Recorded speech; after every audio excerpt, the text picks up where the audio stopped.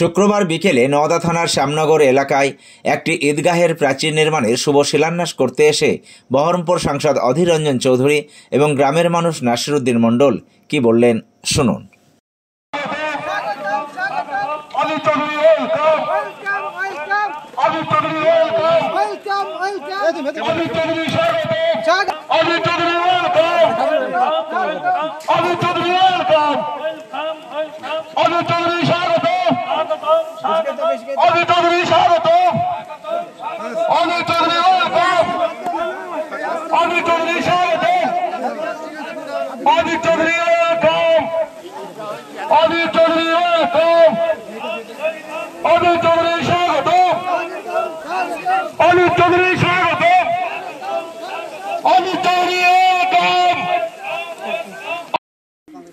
আজকে উপস্থিত দাদা ধীরঞ্জন চৌধুরী মহাশয়, আমাদের মধু ভাই, সুনীল দা, আরো যারা উপস্থিত আছেন নেতৃত্ব এবং এলাকার জনসাধারণ, আমি বেশি কোনো কথা বলার মধ্যে নাই। যখন এই দাদা আসতে এই সমস্যা হয়েছে, আমি তখনই বললাম দাদার সঙ্গে আমি প্রথম লোকসভা নির্বাচন থেকে মিশেছি। আমি একটি নেতা দেখেছি যার মধ্যে কোনো গাফিলতি, কোনো ভুল আমি খুঁজে পাইনি। যখন যেখানে কথা দিয়েছেন তিনি সেখানেও হাজির হয়েছে। একটি কথা আমি বলতে চাই, আমরা এলাকায় 5 কিলোমিটার রাস্তার জন্য আমি প্রয়াত গিয়াসউদ্দিন, বর্তমান তৃণমূল দলের প্রধান সানারুল দাদার বাড়িতে গিয়ে যখন আলোচনা করি, দাদা বললে রাস্তার কথা ছাড়, আগে ব্রিজের কথা বল। আমরা খুব অসন্তুষ্ট হয়েছিলাম রাস্তাঘাট আমাদের নাই। দাদাকে তারপরে সেই দিন হরিখানে ব্রিজের কথা বলি, দাদা বললে হ্যাঁ ঠিক আছে। তারপরে সঙ্গে সঙ্গে দাদা ব্রিজ করলো। দাদা বলেছিল যে ব্রিজের জন্য অনেক জায়গায় রাস্তা আটকে যায়, ব্রিজ যদি না থাকে, তাই তোর আগে ব্রিজের কথা ভাববি। তাই নওদায় দাদা কাজের মানুষ যেভাবে ব্রিজ করেছেন, এলাকায় যখন আমাদের সভাপতি সামদ চাচারা বললে আমরা বাবা দরখাস্ত করেছি দাদার কাছে, আমি বললাম খুব ভালো কথা, দাদা কথা দিয়েছে। তো বললে হ্যাঁ। আমি বললাম তাহলে সে কথা আর কোনোদিনে না হবে না। আমি একটা নেতা, একটা লিডার দেখি যার কথাই কোনোদিন না হয় না, সে যদি হ্যাঁ বলে তাহলে বাস সে কাজ সম্পন্ন হতে কোনো অসুবিধা হয় না। যাই হোক, আজকে সময় শেষ। মধু ভাই বললো এখন দাদা তো কথা বলবে, এখন অনুষ্ঠান পর্ব আছে, বলার অনেক কথা ছিল, আমি এখানে শেষ করছি। আসসালামু আলাইকুম। যাই হোক, মানুষ মাগরিবের আজান আর কিছুক্ষণের মধ্যেই হবে। বক্তব্যটাই দীর্ঘায়িত করার কোনো দরকার নেই। এলাকার মানুষ, আপনাদের সঙ্গে আমার আত্মীয়তা, ভ্রাতৃত্ব, বন্ধুত্বের সম্পর্ক, তাই আমরা সব কথা সবসময় আপনাদের সঙ্গে বলতেই পারবো। এখানে একটা বাউন্ডারি ওয়ালের প্রয়োজন ছিল। এখানে শুনলেন যে একজন মানুষ এখানকার, তিনি এটা দান করেছেন সমাজকে। সমাজ এইভাবে এগিয়ে চলে, কেউ দান করে, কেউ গড়ে, এইভাবেই সমাজ এগিয়ে চলে। আগামী কয়েকদিনের মধ্যেই আসছে পবিত্র রমজান মাস, তারপরে আসবে মিলন উৎসব, ঈদ। তো তার আগে যদি বাউন্ডারি ওয়ালটা হয়ে যায়, এইবারের ঈদেই যেন এই বাউন্ডারি ওয়াল সম্পূর্ণ হয়ে তার মধ্যে যেন সবাই নামাজ পড়তে পারে, এই নামাজ যাতে পড়তে পারে ঈদের দিন, সেই চেষ্টা করো। টার্গেট না এই ঈদে এই মাঠেই সব ভালো করে পরিষ্কার পরিচ্ছন্ন সুন্দর করে, এই ঈদেই অনেক সময় আছে, অনেক সময়। তো যাই হোক, আমরা অনেক সময় আছে, আমরা এলাকার মানুষের জন্য কাজ করতে ভালোবাসি, ভালো লাগে, কিন্তু করবোটা কি বলুন? ইচ্ছা থাকলে উপায় হয় না, সাথ থাকলে সাধ্য কুলায় না।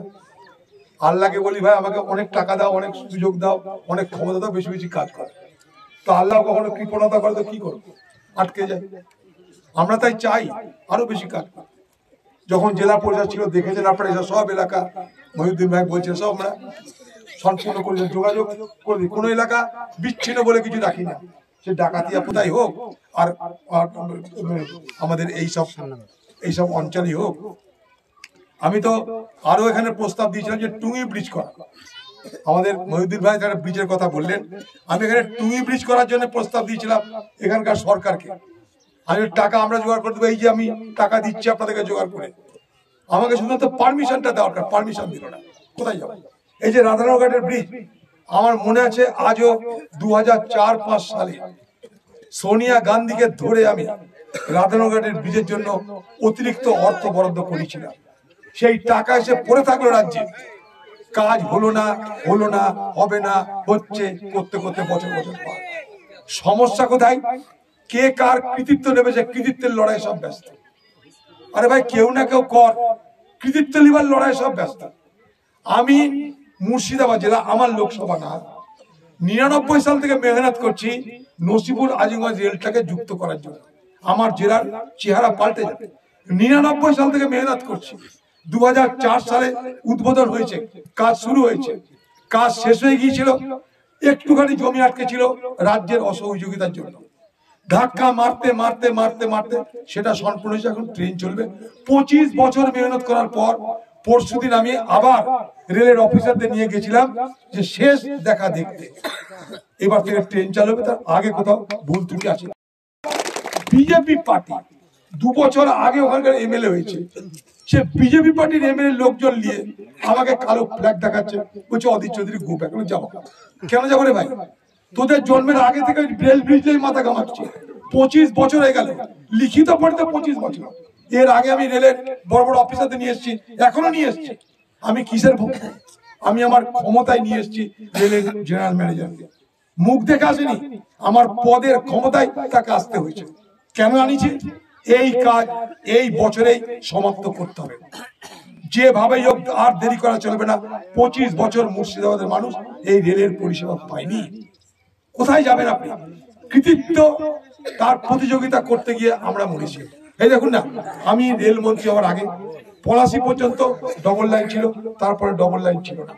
রেলমন্ত্রী হওয়ার পর রেলকে বললাম 15 দিন সময় দিলাম, 15 দিন পর আমি মুর্শিদাবাদ যাব, আর পলাশী থেকে সেদিনই ডবল লাইন শুরু করতে হবে। আমি মুর্শিদাবাদে ঢুকেছি, পলাশী থেকে ডবল লাইনের কাজ শুরু করে তবে মুর্শিদাবাদ ঢুকেছি। সেই কাজ শেষ হয়েছে, তারপরে সেটাকে বৈদ্যুতিকরণ করেছি। এখন ডবল লাইন চলছে, এপারে ওপারে 2 পারে, কাটোয়া থেকে ফারাক্কা, এদিকে পলাশী থেকে লালগোলা। দেখুন ডবল লাইন। সমস্যা হচ্ছে এইখানটাই যে কে কার কৃতিত্ব নেবে। অধীর চৌধুরীর নাম হয়ে যাবে আটকাও।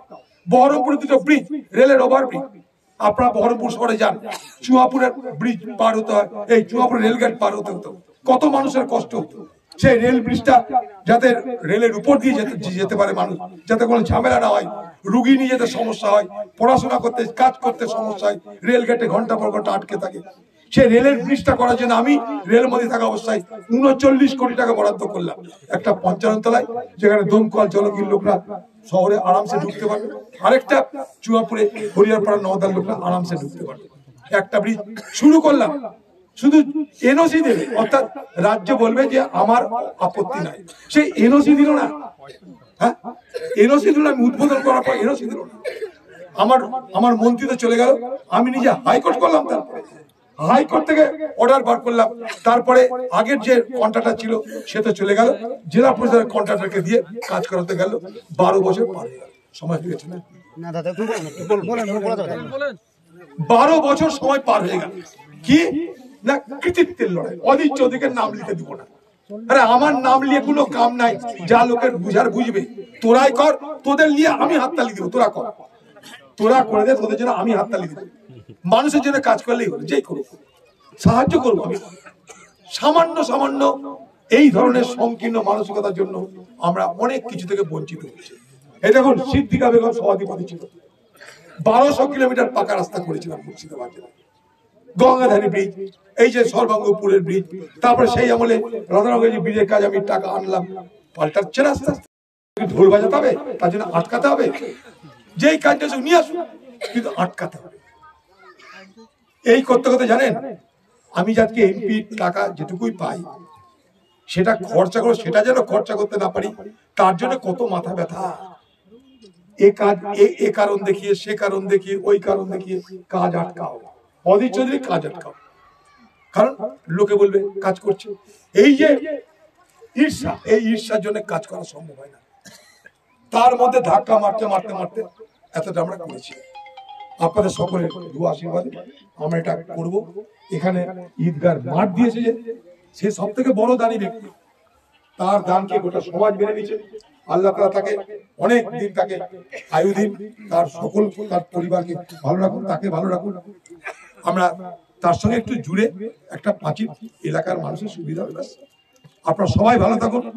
আপনারা ধর্মপ্রাণ মানুষ, মাগরিবের আজান হবে, এখনই নামাজ হবে, আপনাদের ফিরে যেতে হবে। আপনাদের সকলকে আমার সালাম, নমস্কার, স্নেহ, ভালোবাসা জানিয়ে আমি আমার কথা শেষ করছি। সবাই ভালো থাকুন।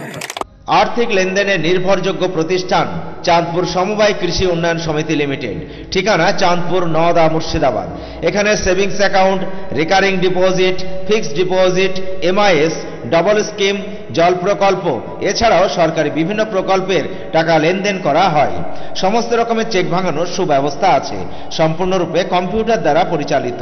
সর্বদা সঠিক সময়ে পরিষেবা দেওয়াই আমাদের লক্ষ্য। সাবস্ক্রাইব করুন এবি24 নিউজ চ্যানেলটিকে, অবশ্যই বেল আইকনটিকে প্রেস করুন। সবার আগে তাজা খবরের আপডেট পেতে লাইক করুন, শেয়ার করুন এবং দেখতে থাকুন এবি24 নিউজ।